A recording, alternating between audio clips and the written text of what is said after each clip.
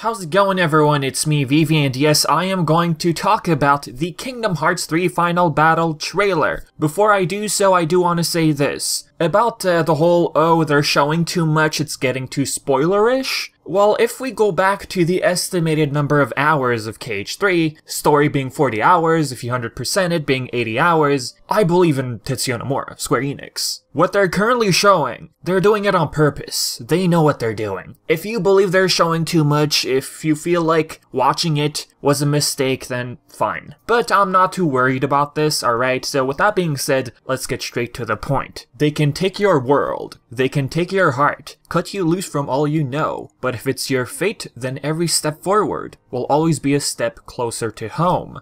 This is how the trailer starts, Sora narrating, telling himself that. Or near the end, perhaps, somewhere during battle at the Keyblade graveyard. We'll get more into it later. But for now, I'm gonna lean towards this being towards the end. While Sora speaks, we see Xehanort summoning Kingdom Hearts, with more than one goat Keyblade surrounding him, representing all Seekers of Darkness becoming Xehanort. What else would it be? Kingdom Hearts rising from the depths of darkness. From black to yellow, Xehanort even flies to it. If you pay close attention, he's right there. Aqua getting swallowed by darkness. If you pay close attention, you notice water. She's falling in water. Her eyes are closing. She's getting surrounded by darkness.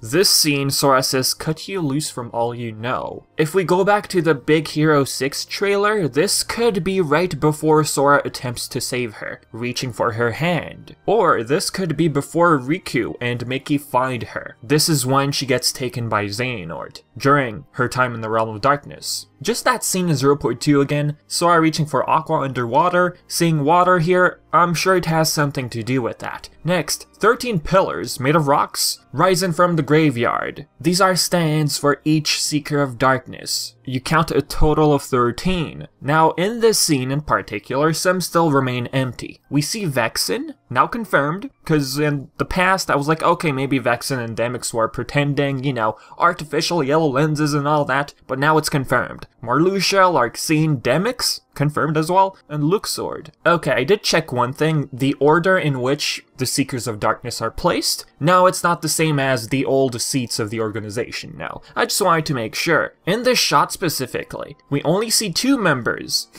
I'm leaning towards Cyax and the mysterious hooded person, which we'll see later on. The location fits the location we see afterwards. So already, Vexen can't be that mysterious vessel, with the hood still on their head. We'll get to it later. Another thing, Sora is holding his Big Hero 6 Keyblade. And so, well, I don't know, we always see him with the Kingdom Key in the Keyblade graveyard. That's all. So now let's move on to the gameplay and general stuff. Face My Fears starts playing. We get more clips from different worlds. In this trailer, we only have sound effects and the music. You know what's funny? In the past trailers, it was the complete opposite. We had voices, music, but no sound effects. Now it's the opposite. Buzz gets taken, probably due to young Xehanort, right? What else would it be? Young Xehanort is present in Toy Box. Sora is holding the Kingdom Key for the first time in Toy Box. We can't tell where Buzz got sucked to. When the camera shifts, it cuts to Rapunzel and Gothel. Oh, Gothel, in-game model for the first time. Well, we did have a render of her in-game model, but what I mean is we see her in a trailer for the very first time. Scrooge McDuck in Twilight Town, Remy from Ratatouille, you know, cooking minigames, don't forget. We'll see a Keyblade, Remy styled, afterwards in the trailer. Elsa, there will be a Let It Go segment. I did point this out in my previous video. Sora runs after her. Now, am I excited about the whole Let It Go segment? Sure? Anna's heart freezing. No, she ain't, nor did folks. Okay, don't make that joke, please.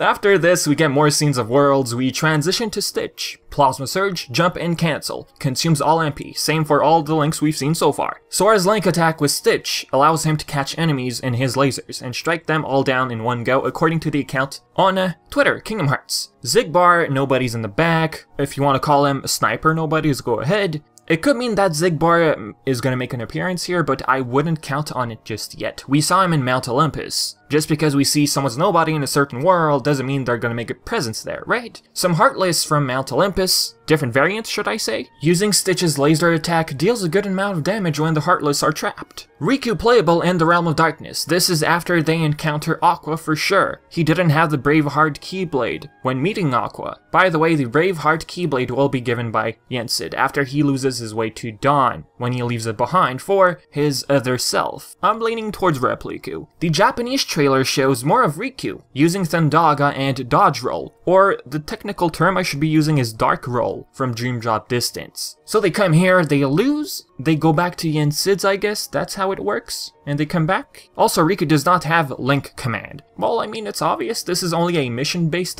gameplay for Riku. He's using Dark Firega, deals some pretty good amount of damage against the Devil's Tower or Demon Tower, Tide, always confuse the names. Frying Pan Transformation. This is the Keyblade of Remy I was referring to previously. We don't see the Keyblade itself, but we just have the transformation. This is unlocked for sure after completing maybe, well, I'm saying sure, but then I'm saying maybe by completing all recipes with Remy at Twilight Town. If Toy Box, Monsters Inc., and Olympus are the first set of worlds we visit, then this means, if what I just said is true, completing all recipes to get this Keyblade, then that means that Frozen is part of the endgame worlds. If not, I'm completely mistaken and this is just for purposes. Trailer purposes. It ain't too far-fetched to say that, right?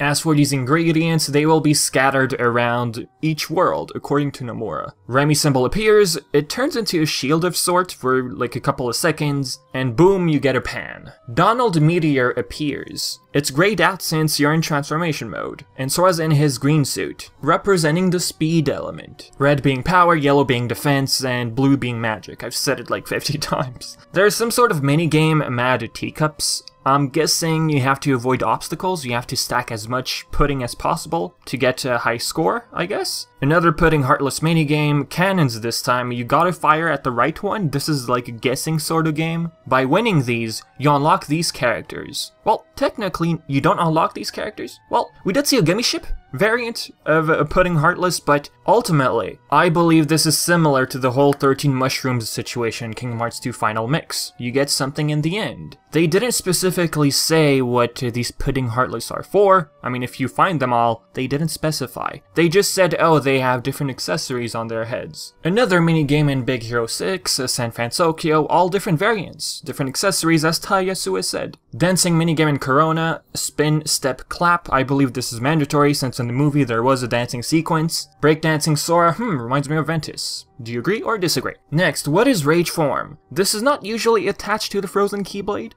So this could be like a rare occurrence. No matter what Keyblade you have. That's cool looking heartless, by the way. Diving underwater, there's a hidden Mickey symbol. If you find all of these Mickey symbols, you get a reward. Here's what Square Enix had to say. While discussing the various features and gameplay elements found in KH3, it was confirmed that there will be a hidden Mickey minigame where players will be rewarded for finding the hidden Mickey Mouse emblems placed throughout the game. During the stream, it was also confirmed that the main world bosses within KH3 will not be revealed before the game's launch, leaving Kingdom Hearts fans with plenty of surprises to expect when playing through Kingdom Hearts 3. So this brings me back to the whole spoiler situation, guys. What we're currently seeing, they're not showing a lot according to them, but that's just my opinion, of course, so I'll just leave it at that. So the boss you see here is not the final boss for this world, for example, let alone Davy Jones, which we'll see afterwards. Unless they changed their minds, of course.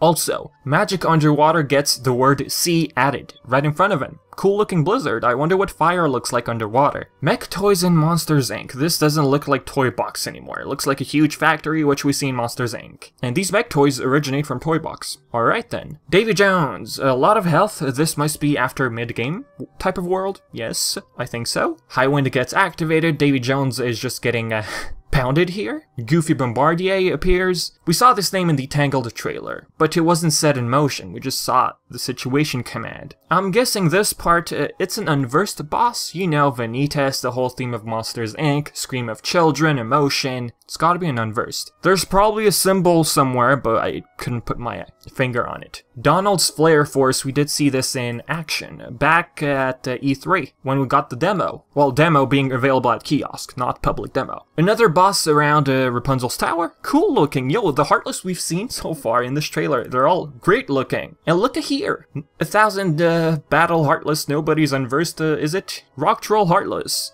Big Heartless. This brings me back to how originally Behemoth in KH2 were cut due to hardware limitations. Do you remember that? So it's absolutely great to see not only small and medium Heartless nobody's unversed, but big Heartless as well. Like the PS2 couldn't handle this. We got the Scythe nobodies, Dusts, Shadows.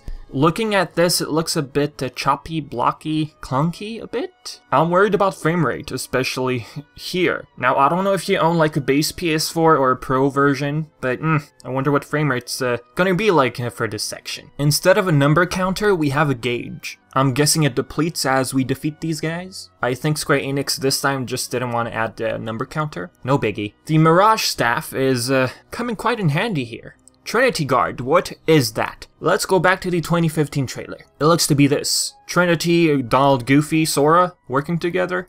I mean, sure, it looks like it. Now on to the cutscenes. Let's go. Kairi and Lee in training. There's a notepad on the rock. Nice, I just wanted to point it out. They're eating sea salt ice cream. So tomorrow, Kairi says, you and me in the ring. Don't hold back, Lee. Promise. And then Square Enix decides to show Xion. And play Don't Think Twice. Thanks for breaking my soul, Square Enix. Thank you very much. When Lee heard that, it triggered something. He sees Xion. Memories will always remain deep within your heart, etched. This is something young Xehanort said in Dream Drop Distance, and it appears to be true. Warning, I'm about to dive into Union Cross, just for a minute, max, okay. Maleficent going back in time to Enchanted Dominion, the earliest version being a data version of Enchanted Dominion. You probably got confused, but the point is, Maleficent at one point found out about the Book of Prophecies by going back through time, thanks to a mysterious character called Darkness. But then she goes back to the future, and doesn't remember the Book of Prophecies until the secret ending and recoded. So what does that tell us, folks? Memories you've forgotten, they will slowly come back to the horizon. Not the whole thing, but just tiny pieces. This being another example. Kairi saying don't hold back, Lee. He sees Xion, he sees a blurry vision of someone. Xion said that same exact line in 358 over 2 days. Please don't hold back, Axel. Promise. This broke me. I'm still not too sure of this location, okay? Could the time chamber thing be related to this Kairi mentioning an exclusive canon story during the orchestra trailer tour in Japan? Let me read it, okay? This was exclusive to that orchestra. The magician Merlin-sama can use magic that surpasses time. These were translated, by the way. Here we can forget about the flow of time. Isn't it great? Lee's training with me. He apologized to me over and over again. It's alright, I'd say, but he'd keep on apologizing. At first I was a bit scared, but as we trained together, we started talking to each other. I found out Lee also has a best friend he wants to save. I felt like he's not a person that I can bring myself to hate. Sometimes he'd stare at my face, so I'd ask him, what's wrong? I don't know, but I feel like it's something I must recall, he'd say. Okay. Lee feels like he has something he needs to recall. And what is that? It's gotta be Xion. He feels it. And this scene adds on to this exclusive canon story we had. Kingdom Hearts 3 is gonna be something, right folks? Okay, I guess they come here often. Since Kairi is not wearing her new attire, we did see her wearing her new outfit and coming back to Lee, hey, what's up, I got a new outfit, you know. Now going back to the Big Hero 6 trailer, Lee cries. Is it a result of seeing Xion really triggering something in his heart? What do you think? I'd like to know your opinion about this. Next. A scene taking place right after Buzz gets taken, perhaps? Young Xehanort saying, find the hearts joined to yours. The Seekers are looking forward to Roxas's return, especially Xemnas. Xemnas is special. Even Xion. Why not? Hearts joined to yours. Organization 13 wanted to use Xion as a puppet vessel. Well, puppet, let's go with puppet first. Originally. So Roxas and both Xion are important to the Seekers of Dark. Well, Xemnas in particular. This. Pay close attention to the exact spot. Let's go back to the intro. These two pillars are located on the left side of the tallest one. That dude over there for sure matches Sykes. The other one next to him is the person, the mysterious person you see here. Sykes says, I would hate to think we invited you back into our ranks, only for you to fail to deliver our final vessel. Guys, help me out. I'm having trouble with this one, okay? But I'm gonna try and guess what's going on. Who is this? Okay, who is it? Who is it? My initial thought either was Xion or Roxas. But then I thought, okay, the heights, I don't know, they're too short, they don't match. Even Vexen seems to be out of question. I did think of Vexen, due to the long sleeves, comparing this to this. Even the chin matches. But if Vexen is on the right side, this can't be Vexen. The locations don't match. Unless, of course, positions have been switched afterwards. Because someone made an error. Or someone probably didn't double check the list. Okay. Actually, the shoes do remind me of Roxas. I don't think this is Lexius or Zaldin. They're way too buff. Bigger. They're too big. This can't be Axel. His robe is pretty much tight on him. Xion had pointy shoes, so this can't be her. Although fitting the vessel part perfectly, but meh. Okay, fine. I'm leaning towards Roxas. If that's false, so be it, okay? I'd like to hear your opinion. Who do you think this is? I mean, going back to the old, well, not old, well, it is old, secret ending of Kingdom Hearts 1. The posture, the size, the chest seem to match Roxas. Yes, we did see him remove his hat, his cloak, his hoodie in the Big Hero 6 trailer, revealing Roxas, but if it is Roxas, this scene is pretty much before that. What else would it be? Ultimately, guys, this scene could be just Nomura's way of playing with us. Oh, is it Xion? Oh, is it Roxas? Nomura's probably laughing. Right? Ven's heart resonating when near Vanitas. What else? Makes sense. Maleficent and Pete. Chirithy saying, haven't you already learned how to restore a heart once it's lost? Most likely this happens after Sora tries facing Xehanort. This location being within Sora's heart. What else would it be? Tell me, what do you think? Chirithy is here because it's connected to Ven, who originates from Union Cross. All players in the Union Cross era had Chirithys with them. Nothing too complicated here. Axel trying to offer Sykes a popsicle. He has an extra one on his left hand. Sykes doesn't look interested. He says, in time I awaken for a new purpose. Pretty much referring to how he's following Xehanort. Ansem the Wise in Twilight Town in front of the mansion, saying I created enough victims. Ansem Seeker of Darkness guilt-tripping Ansem, telling him how you used innocent children for research. Children, we didn't know about that information until this recent trailer. The doors below the lab. The children could have been behind those doors. Ansem is looking at Nomine's room. We haven't seen Nomine yet. What is up with that? What is Nomura hiding? Next, this part. Is this Data, Riku, or Repliku? Here we go again, a bunch of questions rising. Great. I mean, we're used to it, it's Kingdom Hearts. In Big Hero 6, the trailer, we believed, well, not all of us, a few of us, well, maybe a lot, we believed it was Data Riku because of the bug blocks originating from Jiminy's journal, but thinking about it, Repliku is made of data. Vexen had created Repliku, who we also saw Destiny Islands without yellow eyes at first. Was Riku imagining Repliku during that instant? It could be. Why doesn't he have yellow eyes here? And going back to what Riku said, leaving his way to Dawn to his other self, he thought Repliku was on his own, eventually would find the Keyblade in the Realm of Darkness. And how sure are we that Repliku ended up in the Realm of Darkness originally? Well, look at this scene in Chain of Memories. Where does his heart go? Somewhere to the darkness, Riku said. Something along those lines. Ansem is just watching. Taunting Riku, what else would it be? Because yes, Riku and Ansem, they have history. Young Xehanort, there's a high price to pay for wielding such power foolishly. There's no saving you, he tells Sora. Referring to maybe how many hearts are connected to his, how he has the ability to bring back people, what Ansem said, in Sora's mind, heart, when Riku dove within Sora. Foolish could be, you know, he won't be able to save himself, because he doesn't know how to use the power he has currently. The Keyblade Graveyard battle. That is just spooky. Xehanort Darkside looking heartless. Coming from Repliku. Lee saying, who are you? Come on, guys. This one's obvious. Are you with me or not? Xion, Xion, Xion. Lee wouldn't say, who are you to Roxas. He clearly remembers Roxas. This ain't Roxas. The petite face and figure, it's Xion. Come on. The Kingdom Key is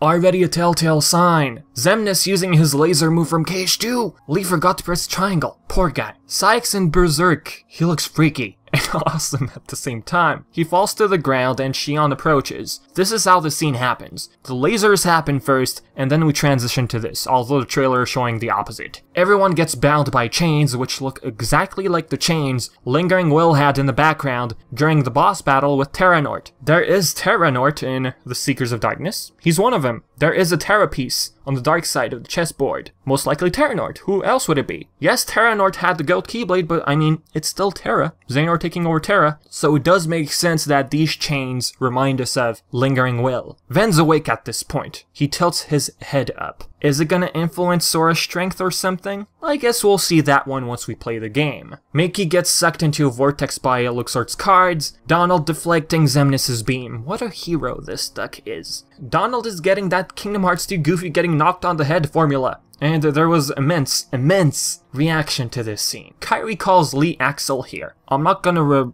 break your heads, okay? She simply didn't get it memorized, okay? She even said Axel when she comes back with a new look in one of the past trailers. Everyone gets taken, Sora falls on his knees and screams. Breaks my soul even more. Thank you, Nomura. Thank you. Riku last guy standing. I believe he replies to Sora what he said in the beginning. Sora, you don't believe that. I know you don't. If it is indeed a reply to what he said in the beginning, was it through their hearts? Mickey did communicate with Riku in the Realm of Darkness when Riku found himself in that realm, so it's possible. Last thing from this beautiful put-together trailer. At Scala Ad Caelum, 12 versions of himself just floating there sinisterly. At this point, they're all puppets. Xehanort fully taking control of everyone, believing he has the power to unite everyone, to become one in this mysterious-looking place. I can't help but start feeling bad for some of the members, especially Marluxia, like Xion. You know, if you saw the cutscenes from Union Cross, they do have some backstory. We don't know the whole story yet, but I mean, just seeing them like that, not moving, soulless, being 100% taken control of.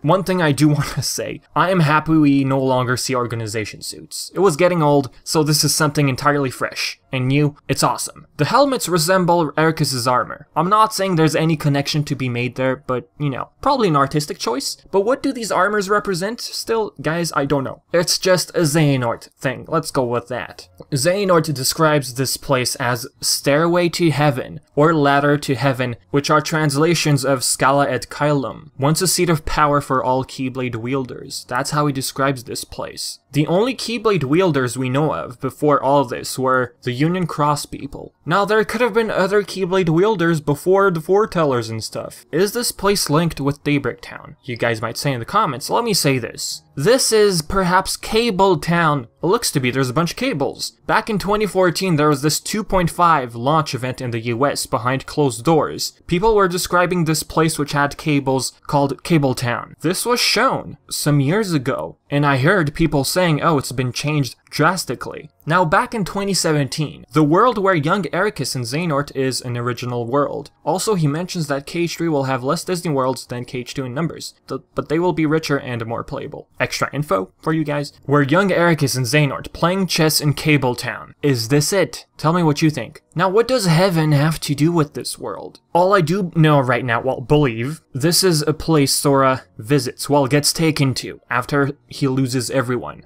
Xehanort takes him to this place. Full of light? A road to Kingdom Hearts? This is not exactly Kingdom Hearts, but it could be the road to it. A world which is connected deeply to Kingdom Hearts. Now, the ruins of the Keyblade Graveyard, something I've been seeing on Twitter a lot. I don't know the original source of this, but I'll still bring it up. The decor in the Keyblade Graveyard, they seem to match the ones in Caelum. So it is possible that the Keyblade Graveyard is the ruins of Caelum. Caelum being an area which existed way before the first Keyblade War. The Keyblade Graveyard existed even before the war happened. Right? Some people are saying, oh, I thought the Keyblade War was the Daybreak Town and stuff. I mean, we aren't too sure. But now I'm starting to realize that the Keyblade Graveyard is Caelum, not Daybreak Town. Anyways, let me wrap up the video with the following. Caelum also reminds me of Noctis's name, meaning night, light, sky. Sora also meaning sky, but the opposite according to Nomura. Here's something he had to share back in 2013 at the Japan Expo. It was an interview. If I had to choose a favorite character, I would say Sora and Noctis. Why them? Of course, Sora. I've been together with him for more than 10 years now. This is the first time I've been with a character for such a long time. So he's very, very special for me, and he's been adopted by Disney also. So he's a very, very good boy. More like a good son, actually. Also, there is Noctis. He hasn't been in front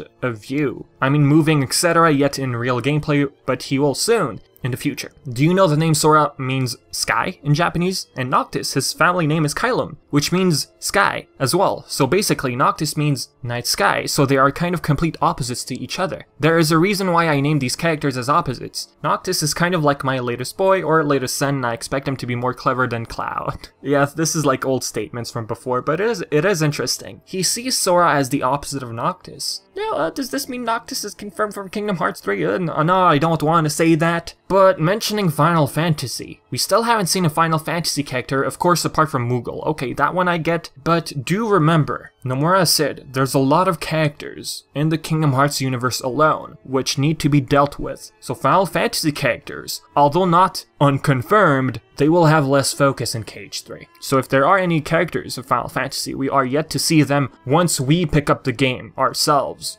Anyways, folks, with that being said, this is the end of my analysis for the final battle trailer of Kingdom Hearts 3. If I missed anything, if you have your own thoughts, theories, share anything you want in the comments section below. And as always, I've been Vivi, and thank you for watching.